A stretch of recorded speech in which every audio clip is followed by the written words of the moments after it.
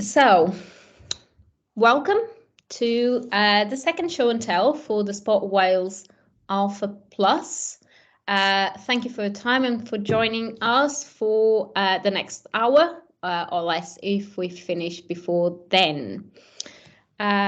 So we are going kind of through some of the usual things, kind of where we are, what was the focus of our second sprint and what we done, what we achieved, what we've learned as well from the evaluations that we and the research that we conducted. And I can give you as well an update on the communications efforts and the usual kind of team learnings that happened over the last 3 weeks and what might be coming. As usual, we have questions at the end, but if by any chance you have a burning question, do add it on the chat. And I think as well, last show and tell, we kind of dealt with some questions as we went along. So kind of the doors are open for you to interact with us.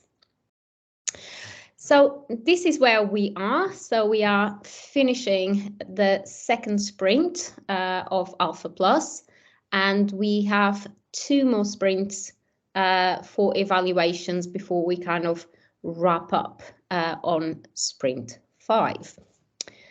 So in terms of the focus of sprint 2, we had a lot of, as usual, so we had a lot of research, but we also had some research on content specifically, and then on a prototype and design for the evaluation of the offer with conditions.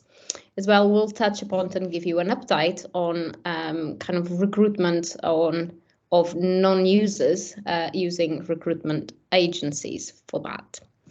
On that note, I will pass on to Jack, our interaction designer, who will take us through the prototype.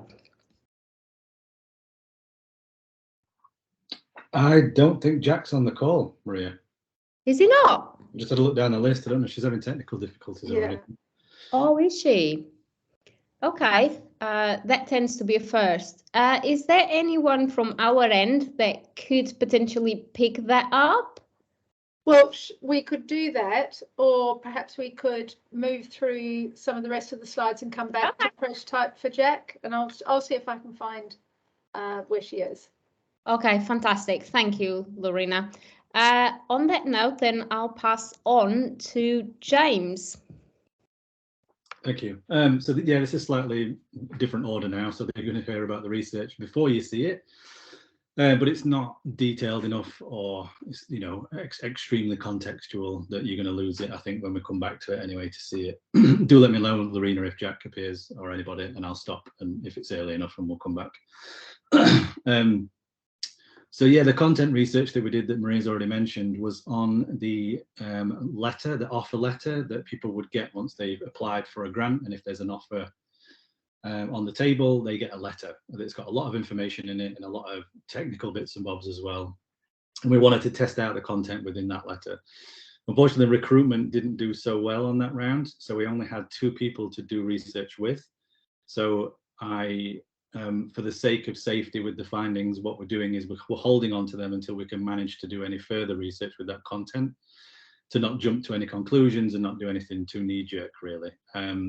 So I'll move down to the prototype design, the evaluation of that, and that was to do with getting an offer with conditions. So as you will see when we come to the prototype, the user would have applied already in the past, and then had a notification via email to come and have a look at the offer that's given to them, and then they go through that process. And that's what this was about. We gave them a scenario, even though it was quite similar to their own, because they were people that had an offer in the past. But yeah, overall, the usability study that we conducted, the outcome was that, you know, pretty much everybody completed the task of receiving and accepting an offer with conditions with relative ease. Oh, Lorena, I've just seen your hand go up. Yes, just to let you know that Jack is joining us shortly, but I think you can power on through with this. This is fine. Right, will do. Thank you for that. So yeah, they got through it with relative ease, understood what they needed to do from both the user experience perspective, like where they are, what are they doing and why are they doing it at that level, and also at a lower level interaction and content design perspective as well. So what do things mean? Where should I click? What do I need to do next? Nobody got lost. Everybody got through it. Everybody understood the context of the task.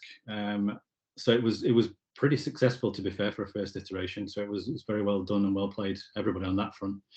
But there were some other bits which I'll go into now. So there was a little bit of minor trouble with the signing of the offer letter, particularly by one person. That wasn't completely clear that just filling in your name. So you'll see when we go through it that on the offer letter now, all you have to do is fill in your name online. You don't actually have to sign it or anything like that. And this user was a little bit stuck about the validity of that and thought that they might need to go print it off and actually sign it with a pen and then scan it in and email it, which would have took them away from the online journey. So that's something that we're taking away as a learning and maybe something to do about. There was some confusion as well from a good few participants when they encountered the conditions that were part of this process, due to a common belief that they would have provided that information already in their application process. However, we discussed this, it was part of the scenario as well. And Sport Wales have got new ways of working coming in that could mitigate this. So essentially what it was is that they'd already done the application, they got here, they were being asked to give more evidence for a venue, and the other ones have dropped out of my head right now. But yeah, it was mainly the venue one anyway, some quotes about the venue hire. But Becca, I'm going to ask you actually for anyone else that's not in the room, why that statement I've made about the new ways of working could mitigate this, because you can explain that bit quite better than I can anyway. Yeah, so since, well, the 1st of April, so last week, we are starting to look at taking on board some of the learnings that we've had from Alpha in terms of applicants wanting more of a one-on-one relationship with Sport Wales, and as part of that it'll be more of a individual conversation between them and the investment officers and the senior investment officers, and one of the things that we would be looking to change is the need to necessarily have quotes from them if it was something that they've given us costings for equipment and things like that. If we can see that it looks like reasonable costs, otherwise we would ask for them, but it'd be part of the conversation that would be going into prior to an assessment being made, as opposed to it being something they're not aware of until the offer goes out to them. So hopefully that will mitigate this confusion that they seem to be having, because they were remembering old ways of working when we were going through this prototype with them. Yeah, and that if that wasn't there as well, the ease of use would have gone even higher. It was almost as high as it could have been anyway with the rating scale that we did at the end. And the only thing that knocked it down from a 7 to a 6, which was based on the 1 to 7 scale that we used, was mostly about that. So if that wasn't there, then even more usable. So, and then one person referenced this new process as overkill at the start of when they were using it. But as they went through it, they thought it was more work than just sending an email. That's the example that they gave. I've got to do all of this now instead of just sending an email to somebody. But the further they got through it, they switched their mindset really in understanding its purpose, that it was a safer and clearer and better way of collecting and storing this information than just emailing it back and forth and talking about, it could get lost in emails and things like that, and that wouldn't happen here. So there was a level of confidence and reassurance that the information that they were passing between two parties was a lot more, safer, I guess is the term. So that was also mentioned by a couple of other people as well as a benefit. Also, a couple of participants did react to the offer, although we picked quite a large number for some of the people in the offer scenario, with enjoyment, and they said that they did enjoy it previously as well, and they really kind of wanted to share it with the rest of their club and to celebrate success. Some people in the room may already know that, but that was the first time for me to hear it, and I thought that was really interesting that they wanted to take something away with them and print it off and give it to the rest of the people in the club. So yeah, that was cool. So yeah, do we want to go down to the quotes, and then, because I can see Jack's name has appeared now, and then we'll go back to Jack after the quotes? Do we think that's right? Or maybe a suggestion to do the prototype now, maybe, and then just finish off with the quotes. It feels like a good sandwich. Yeah. Okay. Yeah, I think so. Super. I'll stop sharing and I'll stop presenting. It's all yours, the screen, Jack. Thanks very much. Hello, everybody. Sorry I was a bit late to this. Internet, what can I say? Okay, so let me just sort out my screen sharing. Yeah. Okay, here we go. So hopefully you can all see my browser now. I thought I'd kind of show you a bit of behind the scenes as we get started on this when we were doing the evaluations. Obviously, to make it more realistic, we like to give the participants a sense that it is to do with them and their organisation and things like that. So we've got some kind of variables, some clever stuff there in the prototype to facilitate that. But of course we don't know who we're getting sometimes or what their details are. So we have a page like this that kind of sets that up for them. So that's what you can see here, and what I've entered into this is my own details. And then what we do is get them to start the evaluation. So this journey, as been discussed, is around offer that has some conditions. The first part of the journey is they will get an email like this, which gives them the information that they've been successful, tells them how long they have to accept the offer, and gives them a useful link there to actually sign into the account. So let's go ahead and do that. So what they do is sign into this account. That would be using the details that we got them to set up during the application process. I won't put anything in there. Let's just go straight in. So here we have an account page. This is something we first I think evaluated during Alpha, and it played out quite well. So we've kind of brought it back in for the offer journey. As you can see here, nice and big, view your offer. So let's go in there. What they get presented up front is their offer. So we summarise that at the top of this screen just to give them the high level details. And then we walk them through accepting the offer. So we're very much hand holding and bringing them through this, because sometimes I think it's been reported that it's the case that they forget little bits and pieces of doing this. They might be so focused on the conditions that they forget to actually sign and send back the offer letter. So we're walking them through this. So the first thing to do is sign the offer letter, and we're told here this needs to be done before the 4th of May. So let's go in and have a look at that offer letter. It's a templated offer with all the legal bits and pieces in that, telling them the amount of the grant funding, any special conditions, and also other bits and pieces that you might expect to find within that offer. And down the bottom here, they need to enter the name and the role, and then say that they're a representative and that they are accepting the offer. At that point, they can save and return back to the summary. And you might notice here that because they've signed that offer letter, it gives them that feedback that they signed it on the 6th of April. All good. So they can now move on to the second section, which is about meeting the offer conditions or providing evidence for that. Again, we're telling them what date they've got to do this by and giving them a handy link through to those conditions. In the actual evaluation, they can click on the file upload, but nothing else works from there. It's a bit of a kind of a dummy upload there.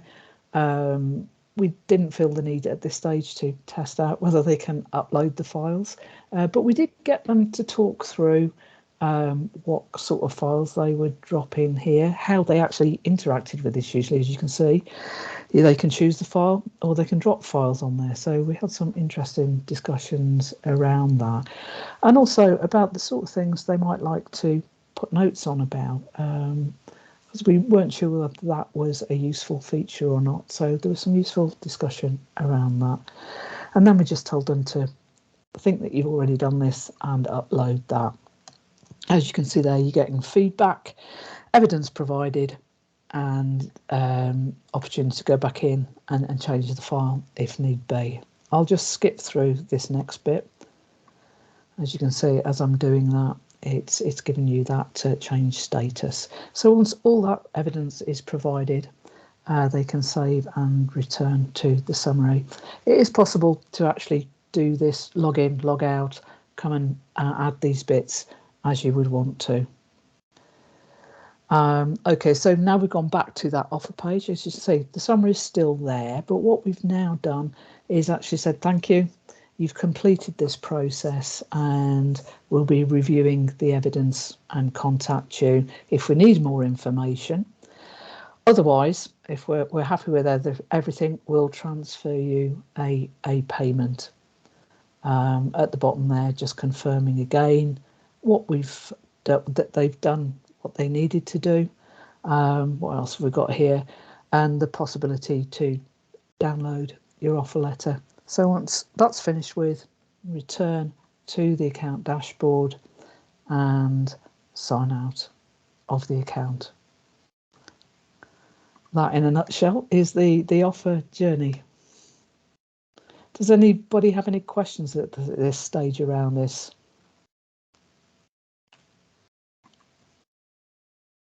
Okay, I shall hand back to who's doing the quotes? Is it James? It is, yeah. Thank you. Thank you, Jack. Okay.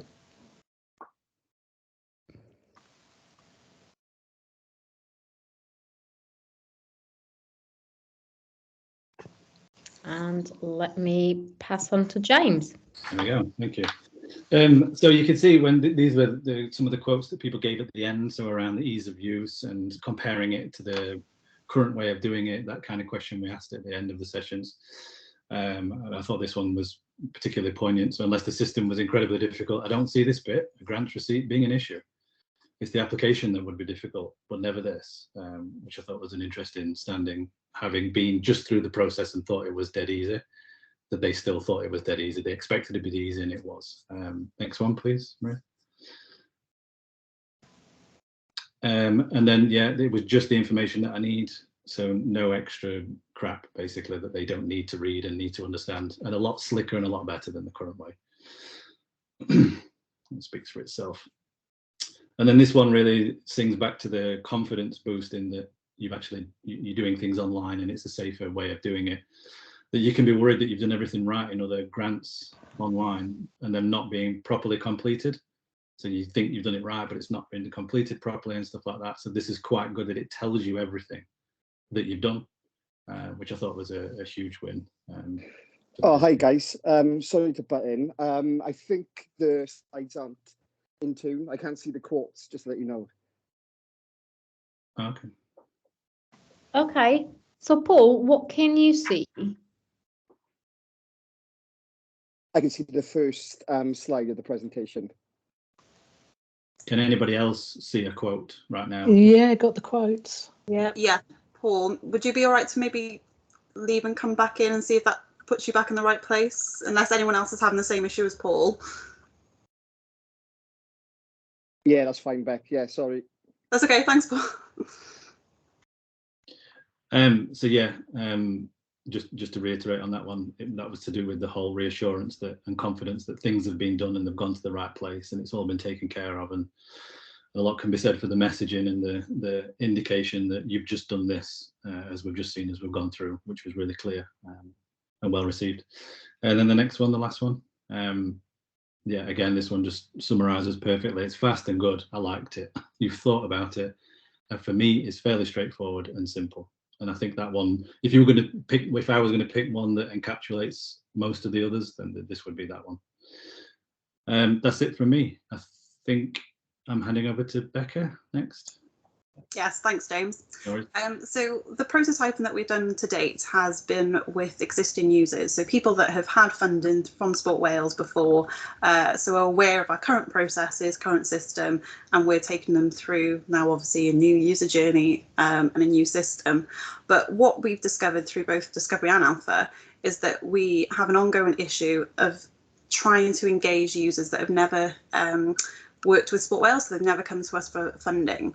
And in order to try and mitigate that issue, because we're really mindful of the fact that we want to be able to test our prototypes and the new user journeys with people that haven't necessarily gone through the process, to get a completely different understanding of how they interpret the things that we're asking, the user journey and things like that. So in order to try and help us to reach these people that haven't worked with Sport Wales before, we are going to procure a recruitment agency to help us find these users. So in doing that, we emailed 12 agencies and spoke to 3 of the agencies directly. We're able to get 4 quotes from them. And actually this morning the team met to discuss those quotes, and we've agreed to go back to them with some further questions just to get a better understanding of some of the costings and things like that. And also for an invitation for them to come and have a short conversation with us on Monday, because the hope is that we can get an agency procured by the end of next week or early into the week after, as we really ideally need these users for our final sprint, which is the week commencing 23rd of May. So we really want to be able to get this in front of people that haven't used it before. So that there's a very tight timeline on this that we're hoping that an agency would be able to help us with. I think I'm passing to Owain. It's still you, Oh, Beck. no, it is still me. Sorry, I jumped ahead. If anyone was on the previous show and tell, they would have met Julio, who was from the CDPS side of the project team, but he was only with us for a short period of time of 4 weeks. But in that time, he did an incredible amount of work when it comes to our communications side of things. So he researched and reviewed current communications efforts, connected with Sport Wales stakeholders and had meetings with us internally about things, as well as created a communications strategy for Alpha Plus and anything beyond the Alpha Plus that we're doing. And in the 4 weeks as well, he drafted 2 blog posts that we're going to be reviewing and supported us with our social media content as well. So those 2 blog posts alone were definitely useful to us, because it's something that we're always conscious of, the fact that we want to do blog posts and things like that, but sometimes we get a little bit busy doing the doing. So it was great to have someone that had a bit of dedicated resource to do that. So now I'm passing over to Owain. Thanks, Becca. Yes, so this one's about video applications and so the potential for that to be a consideration. So it came up a little bit in Alpha, so the previous phase of this project, where we had a video upload option as part of the prototype. So that did inspire a bit of conversation and feedback at the time. So it's come up again in recent weeks as a sort of conversation we've had as a team, and we were sort of aware of Street Games. So Street Games, one of Sport Wales' national partners, have done a bit recently where they've introduced video application options for applicants, and we were aware of that through Annabelle, the relationship manager. So yeah, we set up a meeting with Street Games, luckily. Thought it'd be good to sort of look outwards as well as inwards here and learn from sort of others' experience. So we had a good meeting with Street Games yesterday, to sort of learn about how they embedded sort of video applications, why they did it, what was their drivers, and how it's gone for them really. And a few of the things we've learned, I'll just turn to another screen for that. So 15 to 20% of applicants took the option up in their pilot or trial run of it. So certainly a good uptake in terms of videos. They found they didn't take up additional resource and capacity once they set it up and offered it. And I think partly because they've offered a 2 to 3 minutes sort of limit on videos. So that's helped to sort of manage the resource their end in terms of analysing and scoring those video applications. The evidence suggests that people have really preferred this way of applying, or at least liked that option. People have been sort of feeding back to Street Games that it's been something that they've liked in terms of a new way of applying rather than just written applications, which is a bit more daunting for some. And they've got a really sort of good blend of application offers. So they have a good focus on conversations, so people can just book in a 15-minute slot with Street Games for a chat before they start. They've got the video application option or written application. So it was quite good to learn about how they have the blended approach, really, I suppose, for applicants going through their systems.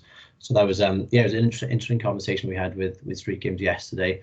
And yeah, we think it's potentially an area that Sport Wales may want to consider further, perhaps outside of this phase, or even after this project. But yeah, certainly as a potential other tool for maximising the reach and impact of community investment given that that's what this project is all about. So yeah, a good conversation, and something that we can maybe take forward and look at again. Thanks, Maria. So yeah, got a few slides coming up now around some of the learnings we've had as a team over the last 3 weeks or so in this sprint. This one's on me, I think. So yeah, prioritization is key. Sounds quite straightforward. The context for us here as a team is probably 2 elements really. One is around prioritization of work and work streams that comes into Becca's role as a product manager. And for those decisions to be made on sort of work that needs to be carried out, the whole team needs to be sort of involved really in informing those decisions and being part of it. But for that to happen, we also need to prioritise when the meetings can take place. So in the team, we've got different work patterns. So a few of us work 3 days a week, a few work in 4 days, a few work in 5 days. So we need to prioritise when the key meetings take place on the right days when everyone's available, to make sure we can actually come to a decision on next steps on what to prioritise for each sprint of work. So yeah, that's that one. Thanks. It's back to me then. So another learning that we had was that outside impact on recruitments. So there's a lot of things that we find can impact getting the number of users that we want to do the evaluations. Normally it tends to be the likes of, Christmas holidays, that type of thing. So your standard things you'd expect people to maybe not be so available for. But something that we learned through this sprint is that we're not the only organisation that has a year end, not surprisingly. And that even though they're obviously volunteers doing sports, they do obviously have day jobs as well. So that there was some of that when it came to trying to get some people in to do evaluations, that we have to appreciate that they're also incredibly busy at this time of year, and also that as much as possible to give as much lead time in as possible in order to recruit these participants, and also that for more specific areas of research it could mean a smaller participant pool, so we just had to be mindful of that as we were doing the recruitment in the last sprint. So hopefully we can take those learnings into the new sprint when we're looking at the next phase of work that we'll be evaluating. A further learning from us was engaging potential suppliers and engaging them early. So this is in relation to the recruitment agencies.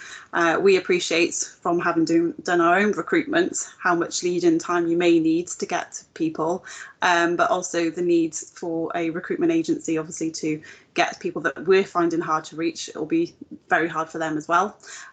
So to make sure that we engage with potential suppliers as early as possible so that we can ensure that we do meet what we need to do by the quite strict and short time frame that we've got to do this piece of work.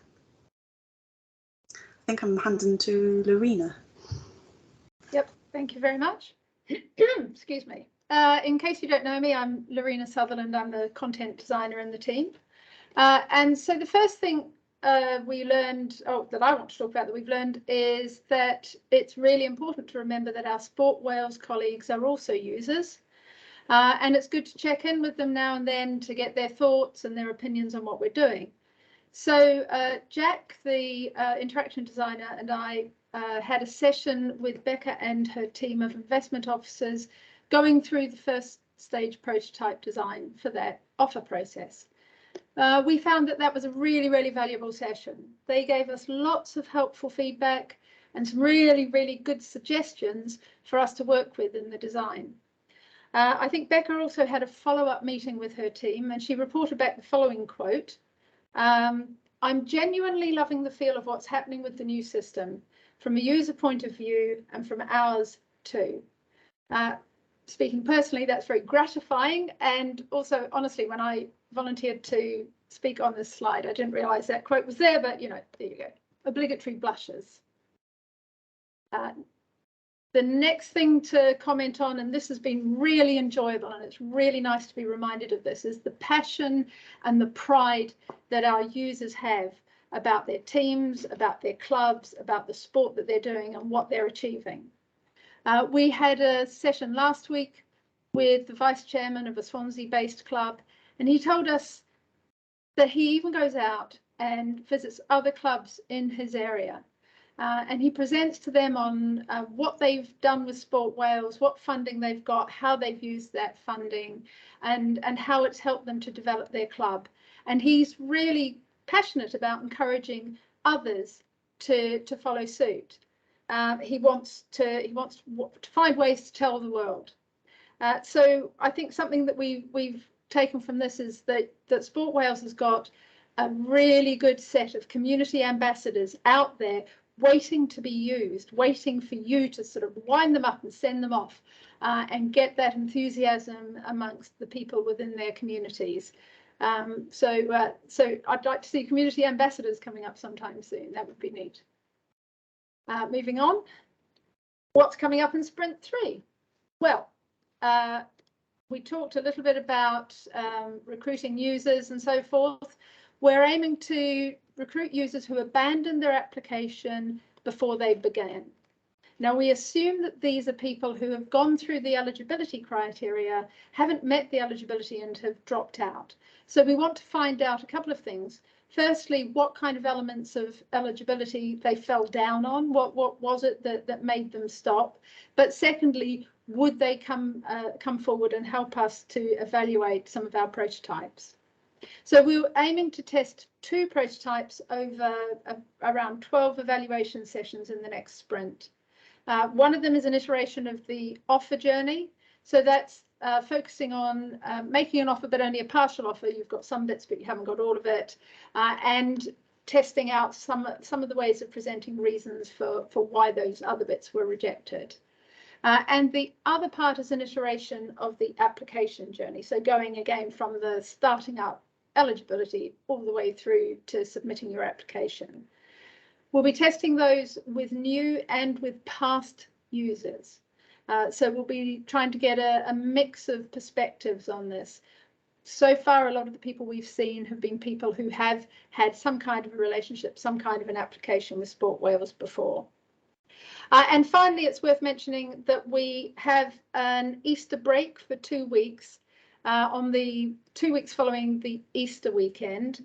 So Alpha Plus is pausing. Now, I know it's not everyone who's taking a break, and our Sport Wales colleagues, I think, are still going to be beavering away at the other elements of their jobs.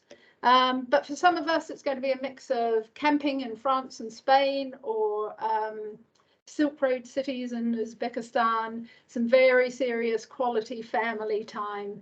And I think I speak for everyone, also trying to avoid COVID throughout that period of time. But we'll come back in early May, refreshed and ready to pick up the rest of Sprint 3. And that's it. Do we have any questions? I think anyone who was here last time will know that I asked for feedback to see if anybody had any comments on our show and tell, and if there's something you'd like to see or something you'd like us to do differently, you're welcome to send that feedback or mention it now. I think we've got email addresses at the end. But do you have any questions about today?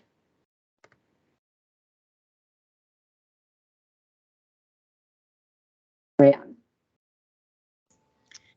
Thank you, everyone. Excuse me. I think it's for Owain, this question. So I'm really interested in the street games conversation. And I wondered, did they find that they got different people applying, or certain demographics were more likely to use the video application? Ooh, I suppose they work in quite a sort of niche area in terms of areas of deprivation, and it definitely mentioned that one of the key drivers is trying to just break down barriers really, and having additional ways of sort of applying it. And yeah, they've had good feedback. Different users, well, uptake suggests so. There's 20% taking the videos. People yeah, very positive about having that extra option. I'm not sure specifically they mentioned yesterday about different users, unless anyone else wants to chip in about yesterday, guys. I suppose the one thing to take away from the street games conversation is that funding is not their main role as an organisation. So it was quite new for them to do funding in general. So they've only done, I think, 2 different grant streams recently, and they decided quite early on to do it via video. So I don't think they've really got the data yet to know whether that's with new people or people from like lower digital skills or anything like that. I think they were quite quick to say, you know, we've only very recently done this, we don't have all the data, but that they would share it with us as and when they get that. But there's another thing to add. They did really say that is people are saying it's a lot more like a human element to it. It doesn't feel as transactional and robotic. So like they've certainly felt it's sort of yeah, they're more part of the output by being in the video application rather than just the transactional piece that would usually happen. So you know, it was a good discussion actually. Have we got any more questions? Susan, I've noticed that you've put some questions on the chat. Are they answered to your satisfaction, or do you have any more? Yeah, no, that's fine. Thank you. Super. Any more questions? Ree? Sorry, I think I'm not sure who this is best directed towards, but so new users or people who haven't used the system are obviously really important, and I know you're doing everything you can. Is there a real risk, do you think, that you're going to miss, that the timeline is, we're not going to hit the timeline for the sprint? And if that's the case, is there anything that you're thinking about doing differently if the recruitment agency can't help out? I'm happy to take this one. So we did have a conversation this morning about the recruitment agencies, and that definitely was something that, you know, we voiced as, you know, can they get the people that we need them to and within the timeline that we need. We appreciate that, you know, they've actually, some of them have come back to us and said this is quite a hard recruitment for them. So, you know, we're more than mindful of the fact that this is going to be quite tricky. So we've got a couple of options that are kind of plan Bs if needs be, and that one group of people that we've said that we're going to look at next week, which are, they've registered to use our system but they never made an application. So it's the assumption is that they went to, it was during the Be Active Wales fund time when there would have been an eligibility checklist, and if you don't answer those checklists in the correct way, you don't get access to the application form. So I can see that they never had access to a form, so it leads me to believe that they failed the eligibility. So they would, and I've also been able to then check to make sure that they haven't had funding or any other grants from us. So they do appear to be new in that respect. So not brand new, because they are aware of us and obviously have tried to do something, but we're hoping that we might be able to get some users out of that. We had a list of about 300 people that we'd be surveying to try and get that information to find out, you know, what were the eligibility reasons that they failed. Obviously, if they're profit-making organisations or schools or things like that, things that we wouldn't fund going forward, we obviously would have to discount them from any evaluations, but we're hoping that out of 300 we could at least have some. So that's kind of our backup at the minute. We're also in conversations with Street Games to see if there's anything they can do, because they obviously do work with non-traditional groups that do sports. So yeah, we are trying to think of some alternative avenues to get these participants, because we appreciate just how important it is to get these people in front of the prototype, because, you know, people that have done it before definitely have an opinion, and I think Jack has called it hard-won people, you know, that they're very much wedded to the current system, and that was hard won for us to get those people invested in the system as it was. So yes, they very much, some of them like it and very feel comfortable talking about the current system, so we'd love to get it in front of people that have not seen it before. Does that answer your question? It does, thank you. Okay.